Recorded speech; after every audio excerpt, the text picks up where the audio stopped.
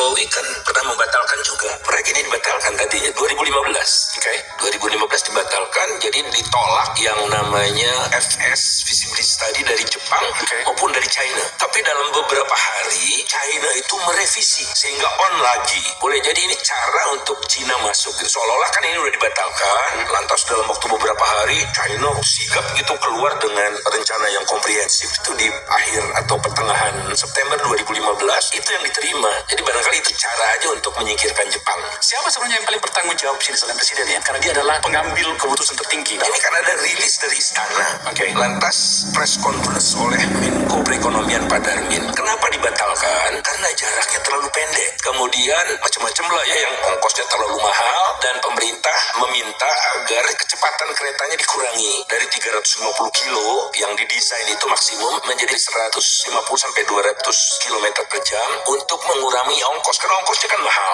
5, sekian awalnya itu bisa menghemat 30%. Itu dari pemerintah bilangnya. Tapi tiba-tiba keluarlah keputusan Pak Jokowi untuk meng-on-kan kembali dan menyerahkan tanggung jawab proyek ini dari Kementerian Teknis yang harusnya ngurusin kereta api ke Rini Sumarno sebagai Menteri BUMN. Jadi menurut saya jangan cari siapa yang bertanggung jawab. Jokowi 100% bertanggung jawab. Terlepas dari siapa yang membisikkan. Alasan Pak Jokowi waktu itu, saya waktu ke China, karena pada bulan Maret 2015 Pak Jokowi itu ke Jepang dan ke China. Nah waktu ke China itu diajak sama Xi Jinping naik kereta cepat.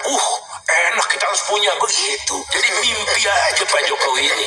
Ada sebetulnya kajian itu dilakukan oleh konsultan independen, tapi hasilnya tidak dipublis karena nggak cocok dengan keinginan. Saya kebetulan bicara sama teman-teman pemerintah juga kan, sama Pak Luhut juga saya bicara, sama deputinya saya bicara, dengan Wamen BUMN yang bertanggung jawab untuk urusan kereta api ini bicara. Nah mereka ini mengatakan, mereka itu jangan Pak Luhut atau siapa gitu, saya samarkan namanya. Mereka ini mengatakan, ya ini kita cuci piring. Ini orang pemerintah. Iya, cuci piring karena prosesnya tidak benar. Bahkan kan menterinya menolak, Menteri Pajonan itu menolak. Dia tidak setuju dan tidak memberikan izin. Waktu groundbreaking itu belum ada izinnya. China itu kan multidimensi ya, artinya bukan satu entitas gitu. Jadi ada perusahaan yang baik, ada perusahaan yang jelek, sama dengan di kita.